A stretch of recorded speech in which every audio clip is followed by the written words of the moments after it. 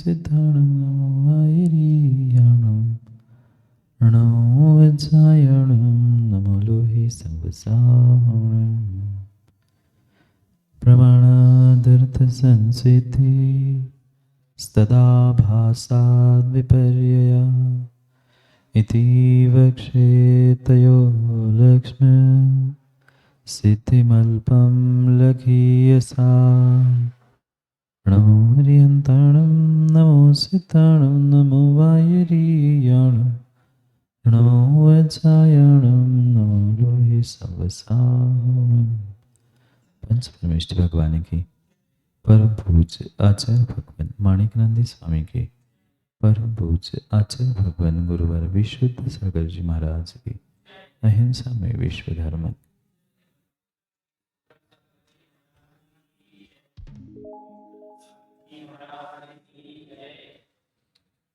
अंतिम तीर्थेश वर्धमान स्वामी के शासन में हम सभी विराजते और उनकी यह पावन पीयूष देशना हम सभी के लिए उपकारी। उपकारमयी देशना को समझने के लिए जो अनुयोगों की व्यवस्था थी, उन अनुयोगों में महान अनुयोग द्रव्यानुयोग और द्रव्यानुयोग के रहस्य को समझने के लिए हम सभी यहाँ न्याय शास्त्र परीक्षामुख सूत्रों को समझ रहे थे। भव्यात्माओं, आचार्य प्रवर माणिकनंदी स्वामी ग्रंथराज परीक्षामुख सूत्र में हम सभी भव्यों के लिए जो न्याय दर्शन की व्याख्या करते हुए हमारे लिए यहाँ प्रमाण का संदर्भ और प्रमाण के विषय में व्याख्यान कर, जिस सम्यक ज्ञान को हमने प्रमाण माना था, उस सम्यक ज्ञान के प्रमाणभूत जो प्रत्यक्ष परोक्ष भेद थे, उसमें से परोक्ष भेदों का व्याख्यान चल रहा था। जो बिना किसी आलंबन के, बिना किसी निमित्त के होते हैं, वह प्रत्यक्ष प्रमाण, और जो प्रत्यक्ष के निमित्त से होते हैं वे परोक्ष प्रमाण समझे थे। उसमें से क्रम क्रम से हमने स्मृति यानी पुरानी बातों का स्मरण करना स्मृति थी। प्रत्यक्ष देखने पर स्मरण आ जाना ये जोड़ रूप ज्ञान पृथ्वी ज्ञान था। जो उपलम्भ अनुपलम्भ की व्याप्ति थी वह तर्क ऊहा, और फिर साधन से साध्य की प्राप्ति यह अनुमान ज्ञान था। यहाँ तक हम पहुँचे थे और उस अनुमान ज्ञान के जो बाल यानी मंद बुद्धियों के लिए समझाने के लिए जो 5 अवयव या 5 अंग कहे थे, उस पर हमारा व्याख्यान प्रारंभ था। उस विषय को हम समझ रहे थे। प्रतिज्ञा, हेतु, दृष्टांत, उपनय और निगमन। कल हमने उस दृष्टांत के भेदों के बाद दृष्टांत के 2 भेद समझे थे, अन्वय दृष्टांत और व्यतिरेक दृष्टांत। रसोई घर और जलाशय ये 2 उसके दृष्टांत थे। फिर दृष्टांत के उपरांत हमने उपनय और निगमन को समझा। जो हेतु रूप हमारा उपनय, प्रतिज्ञास्तु निगमनम। हेतु को दोहराना राकेश जी उपनय है और प्रतिज्ञा को दोहराना निगमन है। हमने दृष्टांत से पुनः उन 5 अंगों को समझने का प्रयास किया था। यह पर्वत अग्निमान है प्रतिज्ञा, क्योंकि यहाँ पर धुआं दिख रहा है, ये हेतु। जैसे रसोई घर के चूल्हे से उठता हुआ धुआं अग्नि का बोध करता है, ये उदाहरण। वैसे ही यहाँ धुआं है, इसलिए यह हमारा उपनय हुआ, इसलिए ये पर्वत अग्निमान है, यहाँ अग्नि है, ये हमारा निगमन, उस प्रतिज्ञा को दोहराना हो। ये 5 प्रकार से हमने कल उस 5 अंगों को समझा था। फिर कल हमने 2 भेद अनुमान के समझे थे, क्योंकि अब अनुमान का विषय लगभग पूर्ण होने को है और अनुमान के भेद समझा। 2 भेद समझे थे, एक स्वार्थ और एक परार्थ। जो स्वयं से ही होता है, जहां पर के उपदेश की, पर के संकेत की, पर के शब्दों की, पर के वचनों की कोई आवश्यकता नहीं है, वह स्वार्थानुमान है। स्वयं से ही साधन को देखकर साध्य का बोध कर लेना, ये स्वार्थानुमान था। उसको भी 50 नंबर के सूत्र में हमने समझा था। जो पिछली 10 नंबर के सूत्र में आचार्य भगवान ने कहा था, साधनात् साध्विज्ञानम मनोमानम, ये स्वार्थ अ, अनुमान का ही लक्षण कहा था। क्योंकि जहां हमने धुआं देखा, हमने क्या पहचान लिया, वहां पर अग्नि है। अब हमें यहाँ महसूस हो रहा है कि हल्की सी ठंडक है, मतलब कहीं ना कहीं पानी भी गिरा है। ये बिना किसी के कहे हुए जो हमें अनुभूति हो रही है, समझ में आ रहा है, साधन से साध्य की प्राप्ति हो रही है, ये स्वार्थानुमान है। स्वयं से ही जो अनुमान किया जा रहा है वह स्वार्थानुमान है। और दूसरों के कहने से, माना कि आपको पता नहीं था ठंडी हवा कब चलती है, मैंने कहा ठंडी हवा चल रही है, सौंधी सौंधी खुशबू आ रही है, मतलब कहीं ना कहीं पानी गिरा है। ये हमने वचनों को सुना, फिर हमने निर्णय किया कि हाँ कुछ ना कुछ है, वह फिर हमने उस ज्ञान का या उस वस्तु का निर्णय किया, तो वह परार्थानुमान परोक्ष प्रमाण है। परार्थ, अनुमान, परोक्ष और प्रमाण। परार्थ रूप से यानी दूसरे के वचनों से हमने ग्रहण किया है, इसलिए वह परार्थ है। और एक बार हमने समझ लिया कि धुआं होता है, वहां अग्नि होती है, अगली बार क्या होगा? अगली बार हम स्वयं से ही निर्णय करेंगे, अच्छा यहाँ धुआं है मतलब अग्नि होगी, यहाँ ठंडक है मतलब पानी होगा। ये स्वयं से निर्णय करना, साधन से साध्य की प्राप्ति करना, ये स्वार्थ अनुमान है। और जो दूसरों से कराना, दूसरों से प्राप्त करना, यह परार्थानुमान। तो इस परार्थानुमान को सूत्र के द्वारा आचार्य भगवान समझाते हैं। 51 नंबर के सूत्र में पढ़ते हैं उस 51 नंबर के सूत्र को। अब परार्थानुमान का जो दूसरा भेद है, जिसे परार्थानुमान हमने समझा था, उसे समझने का प्रयास करते। पढ़ते हैं 51 नंबर के सूत्र को, खोलना। कल स्वार्थानुमान पढ़ा था, याद है राकेश जी? स्वार्थानुमान किसे कहा था? स्वयं से ही, जो साधन से साध्य का स्वयं से बोध हो रहा है, वह स्वार्थानुमान था। अब परार्थानुमान यानी दूसरे के द्वारा होने वाले परार्थानुमान को 51 नंबर के सूत्र में हमें पढ़ना है। पढ़ते हैं, जहां आचार्य भगवान परार्थानुमान का भेद बताते। परार्थ तो तदर्थ परामर्शी वचना जातम, वचना तो नहीं पढ़ेंगे, पढ़ते समय वचनात् जातम ही पढ़ेंगे। क्या लिखा? वचनात् जातम, तो नहीं, वचनात् ज, एक ज इधर लेंगे और एक ज इधर लेंगे, वचनात् जातम। परार्थ तो तदर्थ परामर्शीर वचनात् जातम।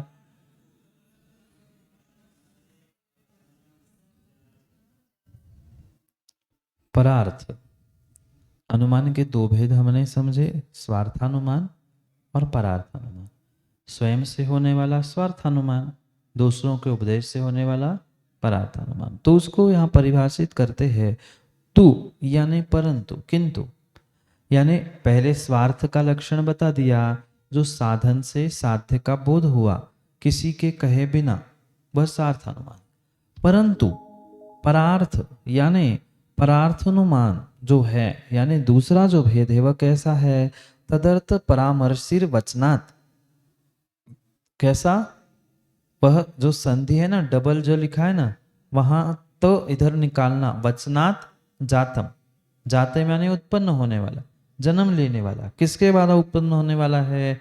वह स्वार्थानुमान के विषयभूत पदार्थ का जो निश्चय निर्णय करने वाले वचन हैं, उस दूसरों के वचनों से जो हम अनुमान कर रहे हैं या दूसरों के वचनों से जो उत्पन्न होता है वह परार्थानुमान। समझ में आया सौरभ भाई? हमने धुएं को देखकर निर्णय कर लिया अग्नि है, ये क्या हुआ? स्वार्थानुमान हो। और माना कि किसी ने कहा ये धुआं है ना, मतलब जहाँ धुआं होता है वहाँ अग्नि होती। ऐसे उनके वचनों से जो हमने अनुमान किया वह हमारे लिए परार्थ अनुमान था। अंतर मात्र इतना ही है, स्वयं से स्वयं का अनुमान करना ये स्वार्थानुमान है, और दूसरों के कहने से अनुभव करना या अनुमान करना ये परार्थानुमान। बात आई समझ में? परार्थ तू, परंतु परार्थानुमान कैसे होता है? तद अर्थ परामर्शी वचनात् जातम। जो पर के परामर्श से यानी पर के वचनों के द्वारा जिसका निर्णय किया जाता है या पर के वचनों के द्वारा जो उत्पन्न होता है वह परार्थ अनुमान। पहली अवस्था में अब बालक को माना कि किसी पता नहीं है कि जहाँ धुआं होता है वहाँ अग्नि होती है, तो कभी ना कभी उसे पहली बार समझाना पड़ेगा, चाहे बालक हो चाहे हम कोई हो। तो हमने स्वयं से ही अनुमान किया तो वह स्वार्थ हो गया, स्वार्थानुमान हो गया। और किसी के संबोधन से, किसी के बोध से जो अनुमान किया वह परार्थानुमान। जैसे हमने स्वयं सिद्ध, प्रत्येक सिद्ध, बोधित बोध, बुद्ध आदि आदि जो तत्वार्थ सूत्र में पढ़े, याद है कि भूल गए? 10 दिन का तत्वार्थ सूत्र के अंतिम इसमें हमने पढ़ा था प्रत्येक बुद्ध, बोधित बुद्ध, आखिरी अध्याय का आखिरी सूत्र था जिसमें आचार्य भगवान ने विभाजन किया था कि सिद्धों को जानेंगे कैसे। तो परोपदेश के होते हैं वह बोधित बुद्ध होते हैं, और स्वयं से जो बुद्ध होते हैं वे स्वयंभू होते हैं। जैसे तीर्थंकर है, किसी के उपदेश से दीक्षा नहीं लेते, वे स्वयंभू है, स्वयं बुद्ध है। और पर से उपदेश होता है वह परार्थभूत है, बोधित बुद्ध है। ऐसे ही यहाँ कह रहे हैं पर से हुआ वह परार्थ हुआ और स्वयं से हुआ वह स्वार्थ। तो स्वार्थ का लक्षण क्या था? साधनात् सात विज्ञानम मनोमानम, साधन से साध्य की प्राप्ति स्वयं से कर लेना, ये स्वार्थानुमान का लक्षण था। और दूसरों ने जो कहा कि ऐसा होने पर ऐसा होता है, वहां भी हमारा निर्णय है, पर वहां हमने निर्णय किया वो किससे किया? दूसरों के वचनों से किया। तो दूसरों के वचनों से जो हमने उत्पन्न किया है अनुमान को या निर्णय किया है उसे परार्थानुमान।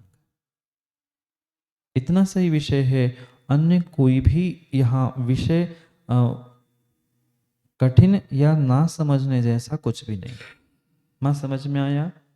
स्वयं से धुआं स्वयं ने देखा और स्वयं ने जाना, ये स्वार्थानुमान। फिर किसी दूसरे ने धुआं देखा था और उसने कहा कि ये धुआं है इसलिए यहाँ अग्नि है, तो हमने उसकी बातों में आकर या उससे देखकर सुनकर निर्णय किया, उसके वचनों को सुनकर जो निर्णय किया वह हमारे लिए परार्थानुमान। तो ये उसके सुनने से हमारा निर्णय परार्थानुमान था। और आचार्य भगवान ये भी कहते मात्र उसके सुनने से हुआ वो परार्थानुमान नहीं है, वह वचन भी परार्थानुमान। माना कि अभी यहाँ बैठने वाले किसी को पता नहीं था जहाँ धुआं होता है वहाँ अग्नि होती, पर इतने दिन से हम सुन रहे हैं, उससे ये निर्णय हुआ कि कहा है आगम में, महाराज कह रहे हैं, तो ऐसा होता है, ऐसा होता है। तो ये हमने जो निर्णय किया है ये परार्थानुमान है।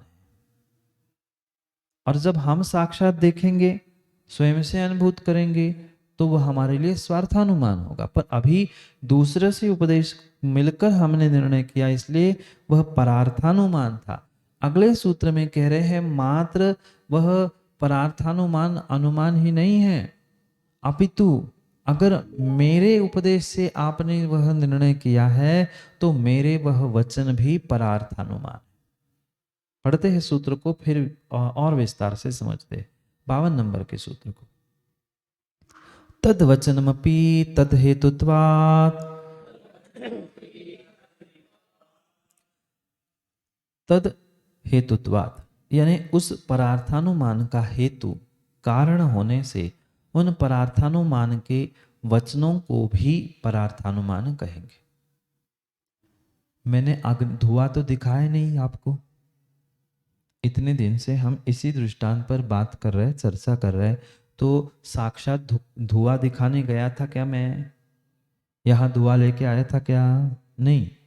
पर मैंने जो वचन कहे थे उससे आपने निर्णय किया था, तो मेरे ये वचन भी अग्नि, ये पर्वत अग्निमान है धुआं होने से। यह जो मैंने कहा ये वचन भी उस अनुमान के कारण, अनुमान के हेतु, साधन होने से, उपचार से उसे भी परार्थानुमान कहा है। एक शब्द हमने पढ़ा था, याद है? उपचार। उपचार शब्द पढ़ा था, याद है? भगवान की प्रतिमा, घर में लगाई हुई फोटो, ये सब कुछ क्या है? उपचार है। मुख्या भावे सति प्रयोजन निमित्तः चोपचारा प्रवर्तते। मुख्य के अभाव में जो मुख्य के लिए हमारा प्रयोजनभूत कार्य है उसे सिद्ध करने के लिए जो क्रिया की जाती है उसे उपचार कहा जाता है। तो उस उपचार की अपेक्षा से, जैसे किसी उस आम के बीज को आम का पेड़ कह दे तो गलत है? आम के बीज को, गोई को कह दिया कि यह आम का पेड़ है, गलत है? गलत नहीं है, क्योंकि उससे ही बीज उगे, बीज लगाने से ही पेड़ आएगा। उस पेड़ का कारण होने से उसे कहा कि भाई उसे ऐसा मत करो। ये उपचार कथन है। वास्तव में तो वह बीज ही है, पर बीज से ही तो पेड़ उगेगा, इसलिए वह उपचार है। राकेश जी, ये किसके कपड़े पहन के आए? कहाँ लिखा है नाम स्वयं का? कहाँ है स्वयं का नाम?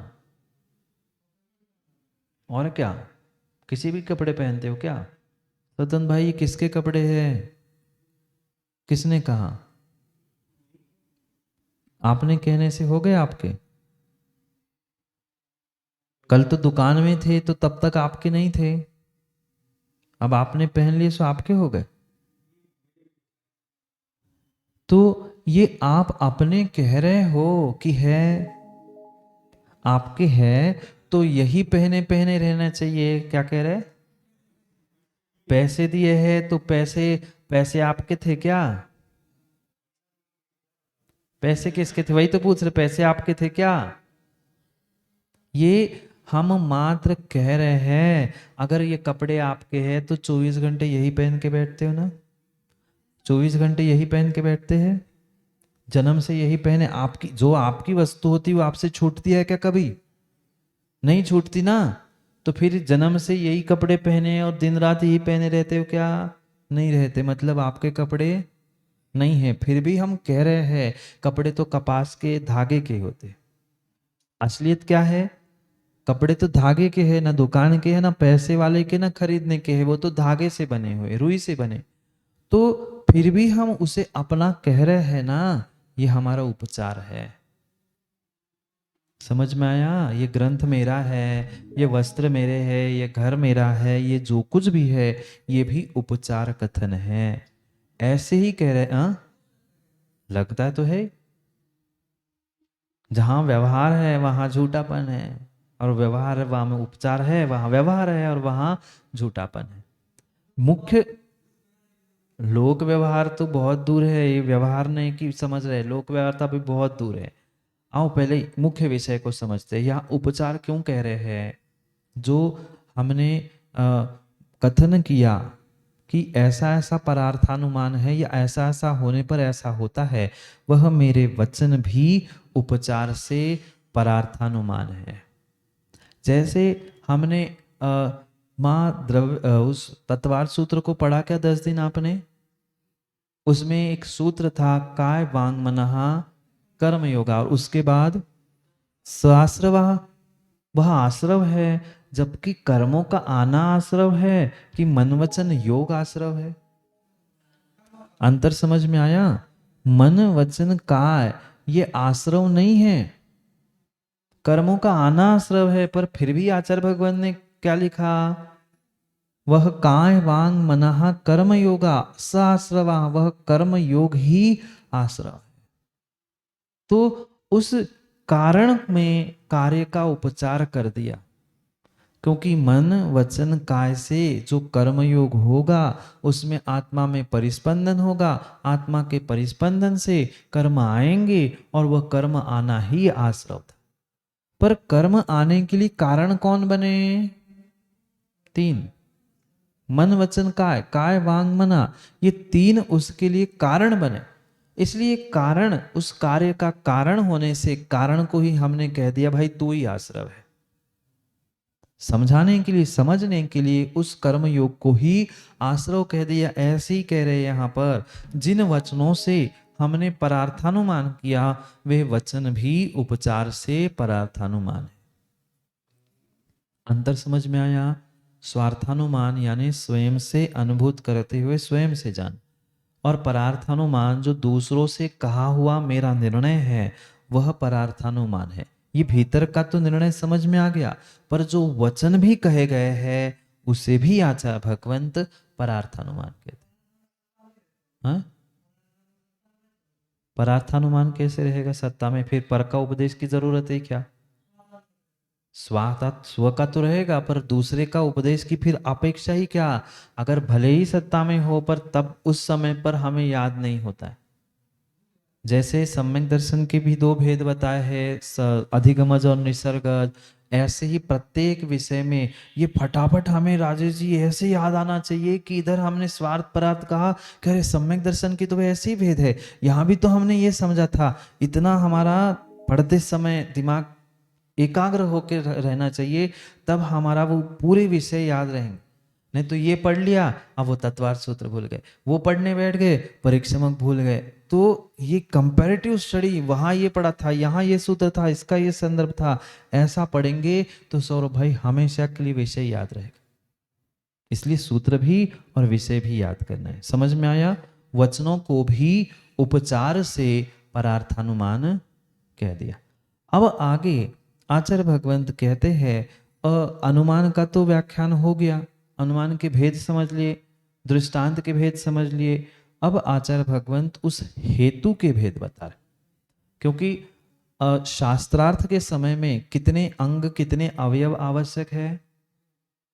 शास्त्रार्थ के समय में दो ही अंग आवश्यक है, प्रतिज्ञा और हेतु। वहां दृष्टांत उपनय निगमन इनकी आवश्यकता नहीं है। फिर अब उन दो में से साध्य के भेद हमने समझे। राकेश जी साध्य के भेद, सौरभ भैया साध्य के भेद, मां साध्य के भेद। मैं साध्य कह रहा हूं इसलिए आप कंफ्यूज हो, मैं दूसरा शब्द कह दूंगा आप तुरंत उत्तर दोगे। धर्मी के भेद, धर्मी के भेद। टेबल बनाया था, कागज पेन भूल गए, बनाया है, मस्तिष्क में तो बहुत कुछ बनाना पड़ेगा तब काम होगा। चार्ट बनाया था, टेबल बनाया था बहुत सारों ने, धर्मी, प्रसिद्ध धर्मी, उभय धर्मी, सब भूल गए। पढ़ के आना कल तैयारी से। क्या करे, 3 नहीं तुम 5% भी नहीं पहुंच सकते पंचम काल में, अभी तो सक्षम ही नहीं उतना तुम्हारा पहुंचने का। क्या करे, बाहर के विषय जो फिट करके रखे दिमाग में निकालना पड़ेगा। जैसे झाड़ू लगा के कचरा निकालते हैं ना, ऐसे ही झाड़ू लगा के वाइपर से उससे बाहर करने पड़ेंगे, तब दिमाग का कचरा खाली होगा तभी घुसेगा। तो हमने उसके भेद समझे, याद आ गया माँ? प्रसिद्ध धर्मी चार्ट बनवाया था, प्रसिद्ध पढ़ा था, वह फिर विकल धर्मी पढ़ा था, फिर उभय धर्मी पढ़ा था। ये 3 साध्य के धर्मी के भेद थे, क्योंकि अनुमान के काल में साध्य धर्मी होता है, धर्म नहीं होता। तो धर्मी के भेद 3 हमने पढ़े थे। अब हेतु के भेद समझा रहा। हेतु यानी साधन। प्रतिज्ञा ही साध्य था, प्रतिज्ञा ही धर्मी थी, उसको समझा। अब हेतु के भेद यहां पर समझा रहे कि हेतु कितने प्रकार के होते हैं। 53 नंबर के सूत्र में 2 सूत्र पढ़ेंगे, उसके विस्तार से एक एक ही सूत्र रोज पढ़ पाएंगे। इसलिए अभी 53 और 54 दोनों पढ़ना है। 53 नंबर में हेतु के भेद कहते हैं, पढ़ते हैं 53 नंबर सूत्र को। स हेतुर्द्वेधोपलब्धनुपलब्धि भेदात्।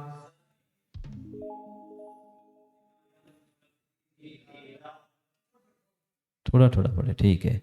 स हेतुर्द्वेधोपलब्ध नुपलब्धि भेदात्। अब पुनः पढ़ता हूं एक साथ, अब पढ़ लेना। स हेतोर्द्वेधोपलब्ध्यनुपलब्धि भेदात्।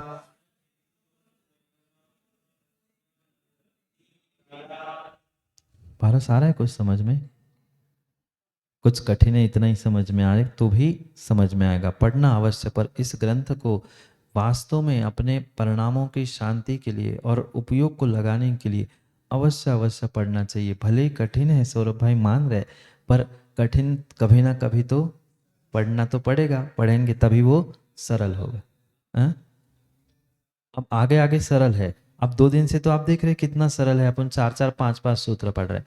आगे भी थोड़ा सा बीच में क्लिष्ट है, पुनः आगे, क्योंकि ऊपर नीचे तो होगा ही होगा, सीधे सीधे तो कहेंगे नहीं आचार्य महाराज। तो पढ़ा होगा और अभी पढ़ेंगे, तब आचार्य श्री से पढ़ोगे तो और विशेष समझ में आएगा कि हाँ ये कुछ शब्द सुने थे, भले ही आज नहीं समझ में आया, फिर जब भी आप पढ़ोगे तब निर्णय होगा कि हाँ हाँ ऐसा कुछ शब्द मैंने सुना था। तो हेतु के 2 भेद बता रहे हैं, उपलब्धि और अनुपलब्धि। हेतु के भेद कितने हुए? कागज पेन कल से पहुंचा देंगे। उपलब्धि और अनुपलब्धि, ये 2 भेद हेतु के कहे गए। जो अविनाभाव लक्षण वाला हेतु है, हेतु किसे कहा? हेतु किसे कहा? साध्य के साथ जिसका अविनाभाव होता है, नहीं वो अनुमान हो गया साध्य से साधन की प्राप्ति। हेतु वो है जो साध्य के साथ अविनाभाव संबंध रखता है। हैं? 15 दिन हो गए, 8 9 तारीख के बाद जो बंद हो गया सो बंद ही है। तो उपलब्धि और अनुपलब्धि के अपेक्षा से अविनाभाव लक्षण वाला जो हेतु है उसके 2 भेद है। बस भेद समझ लो, आगे उपलब्धि क्या है अनुपलब्धि क्या है, प्रत्येक उसके जो और अवान्तर भेद है उसको पढ़ेंगे तब समझ में आए। 2 भेद समझ में आए, उपलब्धि और अनुपलब्धि। आगे कहते हैं उस उपलब्धि अनुपलब्धि की अपेक्षा से भी उसके भेद है, क्योंकि अनेक जो मतावलंबी है जिनका हमें खंडन करना है, कोई मात्र उपलब्धि हेतु को मानता है, कोई अनुपलब्धि हेतु को मानता है। उपलब्धि यानी प्राप्त, जो प्राप्त है वो ही, और कोई जो प्राप्त नहीं है उसे भी। इसलिए यहाँ आचार्य भगवंत उन सभी का निषेध करने के लिए उस उपलब्धि और अनुपलब्धि रूप हेतु को और भेदों में विभाजित करते हुए कह रहे हैं उपलब्धि की भी 2 भेद है, अनुपलब्धि की भी 2 भेद है। किस प्रकार से? आगे के सूत्र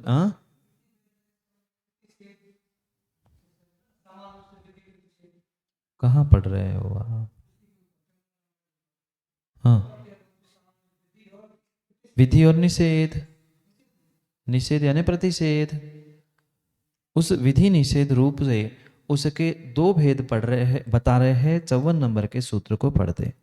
उपलब्धिर विधि प्रतिषेध योर नुपलब्धिश्च। अब एक साथ सुनना, उपलब्धिर विधि प्रतिषेध योर नुपलब्धिश्च।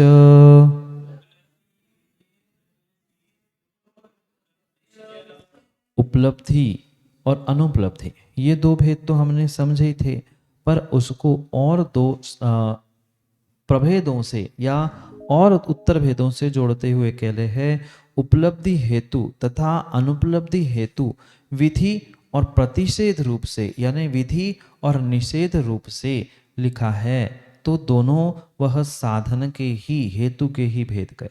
जैसे राकेश जी आपसे कहा दिन में ही भोजन करना चाहिए, ये विधि हो गई, और रात्रि में भोजन करना ही नहीं चाहिए ये निषेध या प्रतिषेध हो गया। समझ में आया? विधि कह दी, विधि क्या, तुम यही बैठो, ये विधि हो गई। और आपसे कहा यहां नहीं बैठना, ये निषेध हो गया, प्रतिषेध हो। तो उपलब्धि का भी विधि प्रतिषेध में भेद हो गया, और अनुपलब्धि का भी वह विधि और निषेध रूप भेद हो गया। अब इनको मां समझाने की आवश्यकता नहीं है। चार भेद समझ में आए, उपलब्धि विधि, उपलब्धि निषेध, वो अनुपलब्धि विधि, अनुपलब्धि निषेध, ये चार भेद उस हेतु के हैं। अब एक एक के विषय में आचार्य भगवंत और विस्तार से समझाएंगे। अब तो इसका टेबल तो बनाना ही पड़ेगा, तभी समझ में आएगा, नहीं तो नहीं समझ में आए। पहले हेतु, उपलब्धि अनुपलब्धि, उसके पुनः दो विधि और निषेध, विधि और निषेध। अब विधि के पुनः भेद, निषेध के पुनः भेद, इधर विधि के भेद और इधर निषेध के भेद, ऐसे आचार्य भगवंत क्रम से बताएंगे। तो लगभग ये 6 और 18 22 या 24 भेद उन सबके कहेंगे। तो उसको क्रम क्रम से हमें समझना है, तब हमें समझ में आएगा कि उपलब्धि विधि हेतु क्या है, उपलब्धि निषेध हेतु क्या है, अनुपलब्धि हेतु क्या है, और अनुपलब्धि निषेध क्या है। ये सभी हेतु के विषय में कल समझेंगे। आज का समय बहुत हुआ, कल पुनः समय पर समय की बात समझने के लिए समय पे उसके भेद, प्रभेद और उत्तर भेद और समझेंगे। पुनः समय पर समय की बात करने के लिए समय पे मिलते हैं, क्योंकि समय पे किया गया काम समय को दिलाता है। बोली भगवान महावीर स्वामी की।